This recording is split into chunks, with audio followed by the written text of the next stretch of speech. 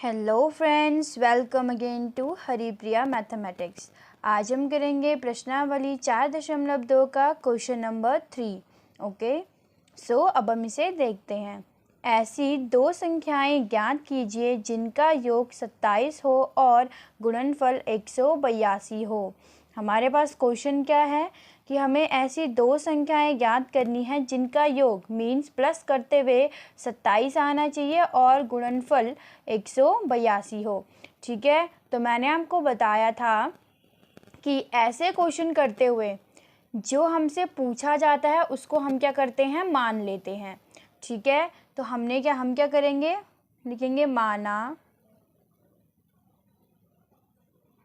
पहली संख्या, क्योंकि दो संख्याएं हमें ज्ञात करनी है इसीलिए हम क्या लिखेंगे, माना पहली संख्या बराबर कितना हो जाएगा हमारे पास, x। ठीक है, अब दो संख्याएं ज्ञात करनी है तो इसीलिए इसमें क्या लिखेंगे हम, सेम माना दूसरी संख्या बराबर। अब दूसरी संख्या हम क्या मानेंगे, 27 minus x mean 27 minus x. अब हमने ये क्यों लिया, क्योंकि पहली संख्या तो क्या हो गई x और उनका योग कितना होना चाहिए दोनों संख्याओं का, 27।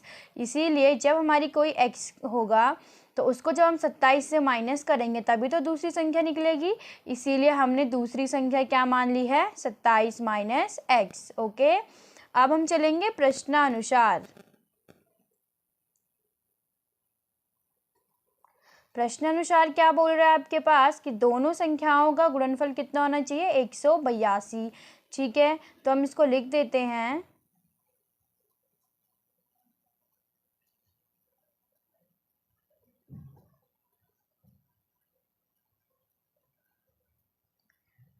गुणनफल बराबर 182। ठीक है, अब हमें इसमें क्या करना है, जो हमें क्वेश्चन बोला गया उसके अकॉर्डिंग अब हम चलेंगे। ठीक है, तो x इंटू 27 माइनस एक्स गुणनफल कितना होना चाहिए, 182। ठीक है, अब हम इन दोनों की क्या कर लेंगे, मल्टीप्लाई। तो 27 की 27 के x से करेंगे तो क्या आएगा, 27x, फिर माइनस एक्स स्क्वायर बराबर 182। ठीक है, अब हम इसको क्या कर लेते हैं, एक्स स्क्वायर को पहले लिख देते हैं तो क्या आ जाएगा, माइनस एक्स स्क्वायर फिर प्लस 27x बराबर 182। ठीक है, अब आप देखो यहाँ ये माइनस जो है हमारे पास, जो एक्स स्क्वायर है वो किस में आ रहा है, माइनस में आ रहा है। तो इस माइनस को हटाने के लिए अब हम क्या करेंगे, इसमें माइनस से ही गुणा कर देते हैं। ठीक है, तो हम क्या लिखेंगे, माइनस चिन्ह से गुणा करने पर। अब हम इस इक्वेशन में क्या कर देंगे, माइनस चिन्ह से ही क्या कर देंगे, यहाँ पे गुणा कर देंगे। ठीक है, तो इससे गुणा करेंगे तो क्या हो जाएगा, एक्स स्क्वायर माइनस 27x बराबर माइनस 182 ये आएगा। अब हम इसको इधर ले आते हैं तो x square minus 27x plus 182 बराबर 0। अब आप देखो ये हमारी द्विघात समीकरण बन गई है ना। और इससे पहले हमने द्विघात समीकरण को सॉल्व करना सीखा था। अब हम इसमें क्या करेंगे, इसके गुणनखंड करेंगे। ठीक है, अब गुणनखंड कैसे करेंगे, जैसे मैं आपको इससे पहले बताया था सेम वैसे ही एक्स स्क्वायर माइनस, हमें क्या करना है कि ऐसे दो नंबर लेने हैं कि प्लस करते हुए या तो 27 आना चाहिए या माइनस करते हुए आना चाहिए, और उनका गुणा करते हुए कितना आना चाहिए, यहाँ पे हमारे पास 182 मीन्स 182 आना चाहिए। ठीक है, तो हमारे वो नंबर कौन से हो जाएंगे, यहाँ पे 14 प्लस 13। अब देखो आप 14 प्लस 13 करोगे तो कितना आएगा, 27 आएगा। ठीक है, और इनका गुणा करने पे कितना आ जाएगा हमारे पास, 182। ठीक है, इज इक्वल टू 0, इसीलिए हमने ये लिया है। अब सेम जैसे हम करते ही थे, एक्स स्क्वायर माइनस, इसको आप क्या कर दोगे, साथ मल्टीप्लाई कर दोगे 14x, फिर माइनस प्लस का माइनस 13x प्लस 182 बराबर 0। ठीक है, अब हम क्या करेंगे इसमें कि कॉमन ले लेते हैं। तो x को हमने कॉमन ले लिया तो x माइनस 14, फिर हमारे पास क्या आ जाएगा यहाँ पे बाहर, -13, ठीक है। और अंदर क्या आ जाएगा x - 14 बराबर 0। अब ये 13 कॉमन कैसे, क्योंकि देखो 13 की गुणा हम x से करेंगे तो x और 13 की गुणा इससे करेंगे तो कितना आ जाएगा हमारे पास 182 और माइनस माइनस का प्लस, सेम यही आ रहा है। और मैंने आपको बताया था इससे पहले भी कि जो हमारे पास ब्रैकेट में आता है ना वो सेम आना चाहिए, तो आपको इतने सोचने की ज़रूरत तो है नहीं। अगर आपने x कॉमन ले लिया तो x - 14 यहाँ पे कॉमन आ चुका था, फिर आप यहाँ पे सीधे ब्रैकेट में लिख सकते हो कि x - 14, तो अपने आप पता चल जाएगा यहाँ पे कितना बच रहा है हमारे पास 13, ठीक है। नेक्स्ट अब हम क्या करते हैं, इससे भी कॉमन ले लेते हैं, तो x - 14 फिर यहाँ से क्या जाएगा हमारे पास x - 13 बराबर 0। अब आप देख सकते हो हमारे पास ये क्या आ चुके हैं, इसके गुणनखंड आ चुके हैं, ठीक है। हमें क्या चाहिए थी, x की वैल्यू चाहिए, है ना। तो अब हम क्या करेंगे कि x - 14 बराबर कर देते हैं 0, तो x बराबर भी क्या आ जाएगा हमारे पास 14, ठीक है। और x - 13 बराबर क्या कर लें अगर 0, तो x बराबर भी क्या आ गया हमारे पास 13। अब आप देखो हमारे पास x की कितनी वैल्यू आ गई, 2 वैल्यू आ गई है, ठीक है। अब हम इसे कैसे सॉल्व करेंगे, तो हम लिखेंगे फर्स्ट जब x बराबर 14, अगर हम x बराबर 14 रखेंगे तो पहली संख्या बराबर कितनी हो जाएगी 14 और दूसरी संख्या बराबर, तो दूसरी संख्या बराबर हमारे पास कितनी आ जाएगी यहाँ पे 27 - 14 बराबर 13, ठीक है। और सेम सेकंड पार्ट में हम क्या करें कि जब x बराबर 13, तो हमारे पास पहली संख्या क्या आ गई 13 आ गई, तो दूसरी संख्या क्या आ जाएगी हमारे पास यहाँ पे 14 आ जाएगी, क्योंकि हम क्या कर देंगे 27 - 13 करेंगे तो क्या आ जाएगा हमारे पास 14 आ जाएगा, है ना। तो हम बोल सकते हैं कि अतः दोनों संख्याएं, क्या लिखेंगे हम, अतः दोनों संख्याओं का गुणनफल 182, अतः दोनों संख्याओं का गुणनफल 182 है और वे संख्याएं 13 व 14 हैं, ठीक है। आप बोल सकते हो अतः दोनों संख्याओं का गुणनफल 182 है और वे संख्याएं 13 व 14 हैं, ठीक है। आई होप आपको ये क्वेश्चन समझ में आ गया होगा। अब हम इसी में दूसरा क्वेश्चन देखते हैं, वो आपके पास क्या है कि दो क्रमागत धनात्मक पूर्णांक ज्ञात कीजिए जिनके वर्गों का योग 365 हो, ठीक है। क्या आपके पास दो क्रमागत धनात्मक पूर्णांक, इससे पहले वाले क्वेश्चन में था कि हमें सिर्फ दो संख्याएं ज्ञात करनी थी, ये नहीं था कि क्रमागत होंगी या नहीं होंगी, ठीक है।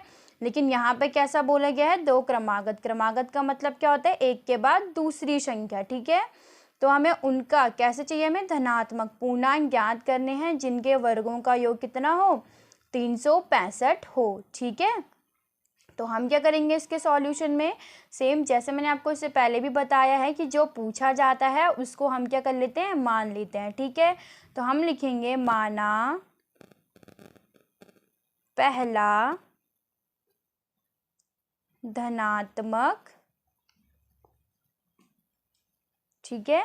हम क्या लिख देंगे कि माना पहला धनात्मक पूर्णांक, तो पहला धनात्मक पूर्णांक हमारे पास क्या हो जाएगा x, ठीक है। फिर हम लिख सकते हैं कि दूसरा, माना दूसरा धनात्मक पूर्णांक बराबर x + 1, ठीक है। अब हमारे पास ये x + 1 कैसे हो गया, क्योंकि क्रमागत बोला गया था इसीलिए पहला क्या हो गया x और दूसरा क्या हो जाएगा x + 1। अब सेम हम चलेंगे क्वेश्चन के अकॉर्डिंग, प्रश्नानुसार क्या हो जाएगा हमारे पास कि इनके वर्गों का योग, मतलब वर्ग भी होना चाहिए और इनके वर्गों का योग मीन्स प्लस करते हुए कितना होना चाहिए 365, ठीक है।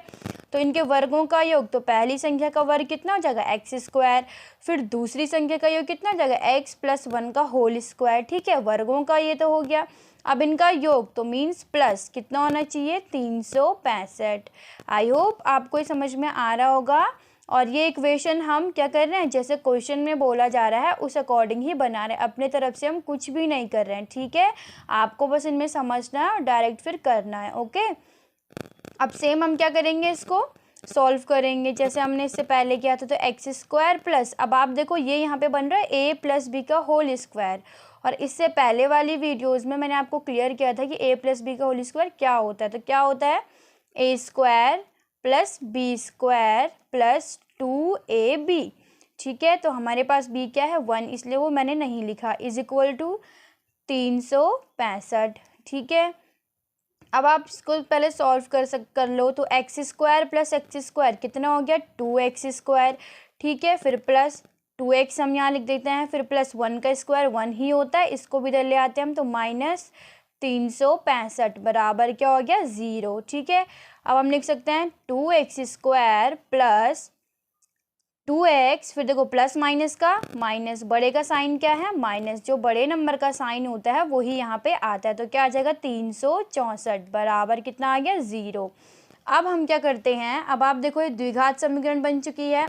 अब इस द्विघात समीकरण को आप थोड़ा सा सॉल्व कर लेते हैं। ठीक है, तो सॉल्व कैसे करेंगे कि 2 से इस इक्वेशन में क्या कर लेते हैं, भाग दे देते हैं। मैं लिख देती हूँ यहाँ से, यहाँ पे 2 से भाग देने पर, अब हम यहाँ 2 से भाग क्यों दे रहे हैं, ताकि हमें सॉल्व करते हुए आगे क्या हो, थोड़ा आसानी हो, सिंपल हो हमारे लिए। ठीक है, इसीलिए हम ऐसा कर रहे हैं।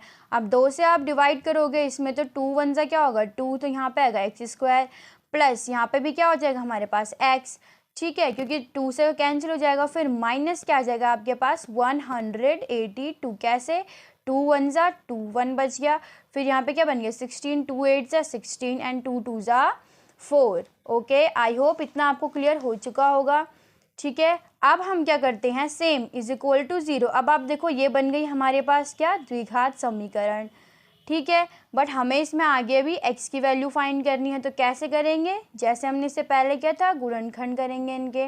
ठीक है, तो गुणनखंड कैसे करना है कि एक्स स्क्वायर प्लस क्या बोला था मैंने, यहाँ इन दोनों का मल्टीप्लाई करते हुए जो आता है, और यहाँ प्लस करते हुए क्या आना चाहिए हमारे पास 1, क्योंकि और नंबर तो कुछ है नहीं, तो हम यहाँ पे क्या मान लेते हैं 1, कि गुणा करते हुए तो 182 आना चाहिए, और प्लस या माइनस करते हुए क्या आना चाहिए हमारे पास 1 बचना चाहिए। ठीक है, तो इसको भी आप आसानी से बता सकते हो, क्योंकि अभी सेम यही क्वेश्चन हमने इससे पहले किया था, बस वहाँ पे 27x आ गया था, है ना।